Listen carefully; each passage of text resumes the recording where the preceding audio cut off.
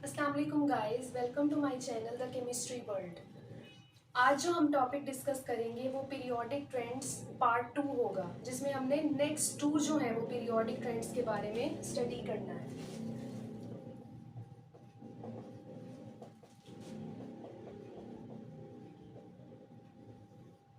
तो फर्स्ट हमारे पास क्या है, इलेक्ट्रॉन एफिनिटी।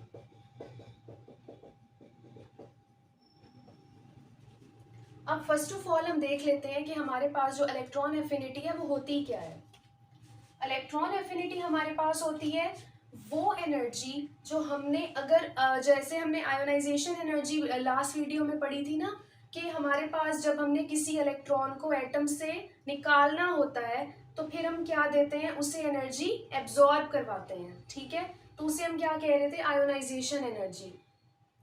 उसी तरह हमारे पास जब हमने एनर्जी जो इलेक्ट्रॉन जो है वो ऐड करवाना होता है किसी भी एटम के अंदर, तो तब जो एनर्जी रिलीज होती है वो क्या होती है, electron affinity. The energy released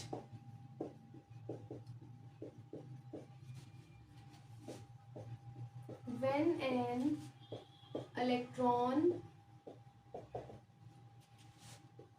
is added to the isolated gaseous atom, तो वो हमारे पास कौन सी एनर्जी है, इलेक्ट्रॉन एफिनिटी।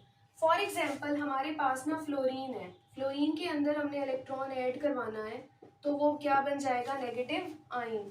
तो हमारे पास जो इलेक्ट्रॉन एफिनिटी की वैल्यू आएगी वो होगी नेगेटिव में, क्योंकि यहाँ आयोनाइजेशन एनर्जी थी पॉजिटिव में। ठीक है, मैं उसके साथ प्लस नहीं लगा रही थी लेकिन वो थी पॉजिटिव में। ठीक है, क्योंकि हम प्लस जो है वो नहीं लगाते होते। तो अब इधर एनर्जी क्या हो रही है, रिलीज हो रही है। तो जब एनर्जी रिलीज होती है तो हम उसकी वैल्यू के साथ हमेशा नेगेटिव साइन लगाते हैं। तो इसकी हमारे पास वैल्यू होती है 337 किलो जाउल पर मोल। ठीक है, अब हमने ना आयोनाइजेशन एनर्जी में भी एक चीज पढ़ी थी कि हमारे पास ना फर्स्ट आयोनाइजेशन एनर्जी और सेकंड आयोनाइजेशन एनर्जी एक टाइप होती है आयोनाइजेशन एनर्जी की। तो इधर भी हम क्या पढ़ेंगे, फर्स्ट इलेक्ट्रॉन एफिनिटी और सेकंड इलेक्ट्रॉन एफिनिटी।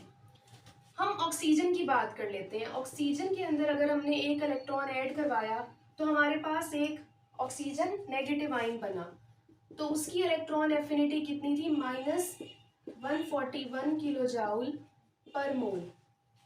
ठीक है, लेकिन अगर हमने उसी ऑक्सीजन आयन के अंदर एक और इलेक्ट्रॉन ऐड करवाया तो हमारे पास O2- बन गया, तो हमारे पास यहाँ इलेक्ट्रॉन एफिनिटी होगी +780 किलो जाउल पर मोल। अब ये कैसे हो गया कि हम तो कह रहे थे एनर्जी रिलीज होती है तो नेगेटिव साइन लगाते हैं, लेकिन अब इधर हमने +780 लगा दिया। तो उसकी वजह ये है कि जब हमारे पास कोई भी एक इलेक्ट्रॉन एक एटम के अंदर ऐड हुआ तो वो आयन बन गया। ठीक है, उस वक्त रिपल्शन इतनी नहीं हुई इलेक्ट्रॉन्स की। लेकिन हमारे पास जब हमने एक आयन के अंदर जिसके अंदर ऑलरेडी एक इलेक्ट्रॉन ऐड हुआ है, हमने उसमें दोबारा एक इलेक्ट्रॉन मजीद ऐड करवा दिया, तो अब क्या होगा, जो इलेक्ट्रॉन्स हैं, जो पहले से मौजूद इलेक्ट्रॉन्स हैं एटम के अंदर, उनके अंदर क्या होगी, रिपल्शन स्टार्ट हो जाएगी। उस रिपल्शन को खत्म करने के लिए हम क्या करते हैं, एनर्जी जो है वो एब्जॉर्ब करवाते हैं। तो ये हमारे पास क्या है, फर्स्ट इलेक्ट्रॉन एफिनिटी की वैल्यू, और ये हमारे पास है सेकंड इलेक्ट्रॉन एफिनिटी की वैल्यू।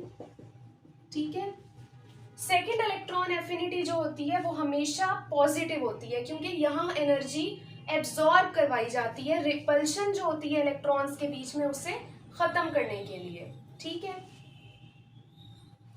अब अगर हम यहाँ ट्रेंड्स की बात करें तो हमारे पास ना ग्रुप्स में क्या होता है, अच्छा आयोनाइजेशन एनर्जी और इलेक्ट्रॉन एफिनिटी के ट्रेंड्स जो है वो सेम है बिल्कुल। ग्रुप्स में हमारे पास हमें पता है क्या होता है, जो एटॉमिक रेडियस है वो क्या करता है, इंक्रीज करता है। ठीक है, तो हमारे पास जो इफेक्टिव न्यूक्लियर चार्ज है वो क्या करेगा, इफेक्टिव न्यूक्लियर चार्ज हमारे पास क्या होगा, डिक्रीज होगा। ठीक है, न्यूक्लियस जो है वो इलेक्ट्रॉन्स को इतनी फोर्स के साथ बाइंड करके नहीं रखेगा। तो इधर हमारे पास क्या होगा, जो इलेक्ट्रॉन एफिनिटी की वैल्यू है वो हमारे पास क्या हो जाएगी, कम हो जाएगी। हमें जो कम एनर्जी रिलीज होगी जब हम किसी इलेक्ट्रॉन को ऐड करवाएंगे। नेक्स्ट हमारे पास आ जाते हैं पीरियड्स। पीरियड्स की बात करें तो वहां एटॉमिक रेडियस हमारे पास क्या होता है, कम होता है। ठीक है, तो वहां इफेक्टिव न्यूक्लियर चार्ज क्या होता है हमारे पास, ज्यादा। इफेक्टिव न्यूक्लियर चार्ज क्या होता है, ज्यादा। तो वहां इलेक्ट्रॉन एफिनिटी की वैल्यू क्या हो जाती है, ऑटोमेटिकली ज्यादा। ज्यादा एनर्जी रिलीज होगी जब हम जो है पीरियड्स के अंदर कोई भी इलेक्ट्रॉन ऐड करवाएंगे। तो ये हमारे पास इलेक्ट्रॉन एफिनिटी हो गई। सेकंड हमारे पास जो चीज है वो है मेल्टिंग एंड बॉइलिंग पॉइंट्स।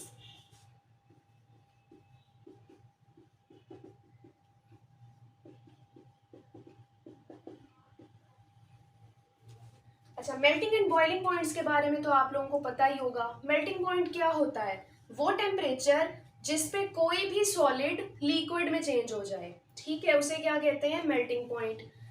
उसी तरह बॉइलिंग पॉइंट क्या होता है, वो टेम्परेचर जब कोई भी लिक्विड वेपर्स में चेंज हो जाए या गैस फॉर्म में चेंज हो जाए, उसे हम क्या कहते हैं, बॉइलिंग पॉइंट। यानी एक चीज का मेल्ट होना और एक चीज का बॉयल होना। ठीक है, अब हम इसके ट्रेंड्स देख लेते हैं। ग्रुप्स की अगर हम बात करें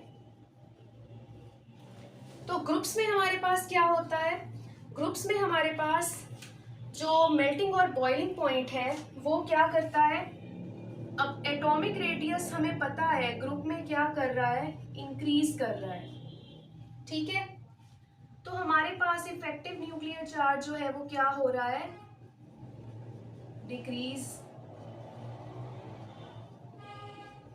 ठीक, तो यहाँ हमारे पास जो मेल्टिंग पॉइंट है और हमारे पास बॉइलिंग पॉइंट है वो क्या करता है, डिक्रीज। इधर हमें कम टेम्परेचर पे ही ना हमारा जो सॉलिड है वो मेल्ट हो जाता है और हमारे पास कम टेम्परेचर पे ही हमारा जो लिक्विड है वो बॉयल हो जाता है। यानी हमें इतना टेम्परेचर नहीं देना पड़ता ग्रुप्स के अंदर। ठीक है, ये बात है हमारे पास 1A ग्रुप से लेके 6A ग्रुप तक। जो ये वाला यानी पूरा फॉर्मूला है वो यहाँ इन ग्रुप्स तक चलेगा। जब हम पहुंचते हैं ना 7A तक, जो 7A ग्रुप है, ठीक है, जो कौन सा ग्रुप है, हेलोजेंस का ग्रुप, उधर क्या होते हैं, उधर हमारे पास जो मेल्टिंग और बॉइलिंग पॉइंट है वो इंक्रीज हो जाता है। यानी हमें उधर ज्यादा एनर्जी देनी पड़ती है, उसका हम मेल्टिंग और बॉइलिंग पॉइंट क्या हो जाता है, इंक्रीज। उसकी वजह हमारे पास क्या है, क्योंकि हेलोजेंस जो है वो किस फॉर्म में प्रेजेंट है, मॉलिक्यूलर फॉर्म में प्रेजेंट है। ठीक है, तो मॉलिक्यूलर फॉर्म जो है उसे तोड़ना मुश्किल होगा या आसान होगा, ऑब्वियसली क्या होगा, मुश्किल होगा। तो इसलिए वहां मेल्टिंग और बॉइलिंग पॉइंट जो है वो काफी ज्यादा है। ठीक है, अब हम बात करते हैं हमारे पास पीरियड्स की। पीरियड्स की बात करें तो पीरियड्स में हमारे पास क्या है, जो एटॉमिक रेडियस है वो होता है कम। ठीक है, नेक्स्ट इफेक्टिव न्यूक्लियर चार्ज क्या है, वहां काफी ज्यादा। इफेक्टिव न्यूक्लियर चार्ज जो है वो काफी ज्यादा है पीरियड्स के अंदर। तो बाइंडिंग फोर्सेस जो है वो क्या होंगी, बहुत ज्यादा होंगी। बाइंडिंग फोर्सेस जो है वो काफी ज्यादा होंगी। ठीक है, न्यूक्लियस की वजह से क्या होगा, न्यूक्लियस जो है वो बाइंड करके रखेगा ना अपने इलेक्ट्रॉन्स को, तो क्या होगा, बाइंडिंग फोर्सेस भी ज्यादा होंगी। इफेक्टिव न्यूक्लियर चार्ज जो ज्यादा है तो उसकी वजह से क्या होगा, मेल्टिंग पॉइंट और जो बॉइलिंग पॉइंट है वो भी ज्यादा होगा। ठीक है, तो पीरियड्स में क्या होता है, एटॉमिक रेडियस जो है वो काफी कम है, तो उसकी वजह से क्या होता है, मेल्टिंग और बॉइलिंग पॉइंट काफी ज्यादा होता है। ठीक है, और लेकिन अगर हम 7A की बात करें, यानी 7 जो ए ग्रुप है, वैसे तो मैं पीरियड की बात कर रही हूँ, लेकिन अगर हम जो है हेलोजेंस की तरफ आए, यानी वो वाला पीरियड जहाँ हेलोजेंस हमारे पास प्रेजेंट होंगे, तो हेलोजेंस की अगर हम बात करें तो हेलोजेंस हमारे पास उधर क्या होता है, मेल्टिंग पॉइंट जो है वो डिक्रीज करेगा इस वाले केस में। हेलोजेंस और अगर हम नाइट्रोजन, ऑक्सीजन, फ्लोरीन की बात करें तो वहाँ भी जो मेल्टिंग और बॉइलिंग पॉइंट है वो क्या करेगा, डिक्रीज करेगा। क्योंकि नाइट्रोजन, ऑक्सीजन और फ्लोरीन जो पीरियड्स के अंदर अगर हम उनकी बात कर रहे हैं ना, पीरियड्स के अंदर ये केस होता है कि मॉलिक्यूलर फॉर्म में ना अट्रैक्टिव फोर्सेस कम हो जाती हैं। ग्रुप में हमने क्या बात की है, जो अट्रैक्टिव फोर्सेस हैं वो क्या हो जाती हैं, ज्यादा हो जाती हैं। लेकिन अगर पीरियड्स की बात करें तो पीरियड्स में अगर हेलोजन वाला पीरियड हो या नाइट्रोजन, ऑक्सीजन वगैरह वाला पीरियड हो तो उसमें क्या होता है, मॉलिक्यूलर फॉर्म जो है उनकी वजह से क्या होता है, हमारे पास बाइंडिंग फोर्सेस क्या हो जाती हैं, बहुत ज़्यादा वीक हो जाती हैं। तो इसलिए जो है इन पीरियड्स में मेल्टिंग और बॉइलिंग पॉइंट क्या हो जाता है, कम हो जाता है। ठीक है, तो मुझे उम्मीद है कि आपको ये सारा समझ आ गया होगा। मेरे चैनल को ज़रूर सब्सक्राइब करें। मेरे पास जो नॉन सब्सक्राइबर रेशो है वो काफ़ी ज़्यादा है। आप अगर सब्सक्राइब नहीं करेंगे तो आपको केमिस्ट्री की अच्छी अच्छी वीडियोस देखने को नहीं मिलेंगी।